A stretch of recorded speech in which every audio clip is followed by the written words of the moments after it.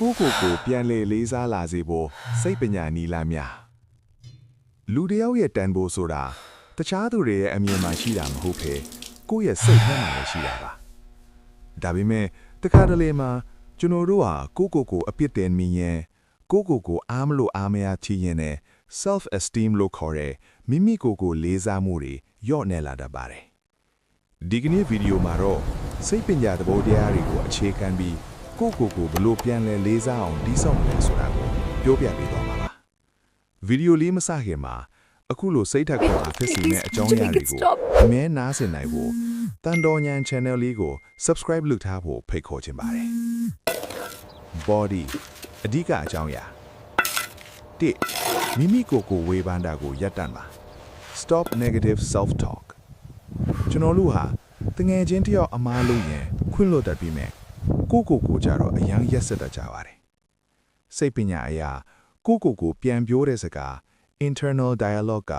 ကိုယ့်ရဲ့ယုံကြည်မှုကိုတိုက်ရိုက်ထိန်းချုပ်ပါတယ်ငါကတော့မလုံနိုင်ပါဘူးဆိုတဲ့စကားထက်ငါဒါကိုသင်ယူကြည့်မယ်ဆိုတဲ့စကားလုံးမျိုးနဲ့အစားထိုးကြည့်ပါ2အောင်မြင်မှုအသေးလေးတွေကိုအတိအမှတ်ပြုပါ celebrate small wins အုံနောက်က dopamine လို့ခေါ်တဲ့ပျော်ရွှင်မှုဟော်မုန်းကိုအောင်မြင်မှုရတဲ့အခါထုတ်ပေးပါတယ်အောင်မြင်မှုဆိုတာကဘာကျော်ဖြစ်ဖို့မလိုပါဘူးဒီနေ့မနေ့အိယာစိုးစောထားနေတာစာတအုပ်ပြီးအောင်ဖတ်နိုင်တာမျိုးကအစားကိုချီချူးပေးပါဒါကငါလည်းလို့နိုင်တာပဲဆိုတဲ့စိတ်ကိုခိုင်းမစေပါတယ်3ကိုယ့်ရဲ့ဘိုးဘွားပြီးပြင်အဆင့်အလားကိုတတိယပါ rooted confidence စိတ်ပညာအရာ identity ခေါ်တဲ့ကိုဟာဘယ်သူလဲဆိုတာကိုသိခြင်းကလေးစားမှုကိုမြင့်တင်ပေးပါတယ်ကျွန်တော်တို့မြန်မာလူမျိုးတွေဟာဒီမြေဒီရေမှာနှစ်ပေါင်းတောင်းကြီးအခြေချနေထိုင်ခဲ့တဲ့ခိုင်မာတဲ့သမိုင်းကြောင်းရှိသူတွေပါ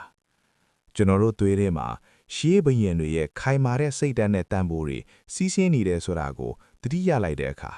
ကိုပိုးပြီးဂုဏ်ယူလေးစားစိတ်ဖြစ်ပေါ်လာစေပါတယ်4 boundaries ထားရှိပါ set boundaries တခြားသူတွေရဲ့စံတာကိုပဲဦးစားပေးနေရင်ကိုတန်ဖိုးကကျဆင်းလာတတ်ပါတယ်ဟင်းအင်းလို့ညင်းတဲ့နေရာမှာညင်းတတ်ခြင်းကကိုကာကွယ်ခြင်းတစ်မျိုးပါတယ်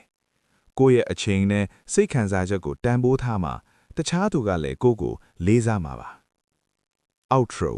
အဆုံးသတ်ကိုလေးစားမှုဆိုတာတညတည်းနဲ့တိဆောက်လို့ရတာမျိုးမဟုတ်ပါဘူးဒါပေမဲ့နေတိုင်းကိုကောင်းစွာဆက်ဆံပေးမယ်ဆိုရင်တနေ့မှာခိုင်မာတဲ့ယုံကြည်မှုတွေပိုင်းဆိုင်လာမှာတေးကြပါတယ်ဒီအချက်တွေထက်ကဘယ်အချက်ကတင့်အထက်အသုံးဝင်ဆုံးဖြစ်မလဲဆိုတာကို comment မှာရေးပေးခဲ့ပါဦးနောက်ထပ်လည်းလူနေမှုဘဝကိုတိုးတက်စေမဲ့စိတ်ပညာနဲ့ဗဟုသုတအချောင်းအရာတွေကိုအသီးစိတ်တင်ဆက်ပေးသွားမှာမို့တန်တော်ရန်နဲ့အတူဆက်ရှိပေးပါအောင်ခင်ဗျာ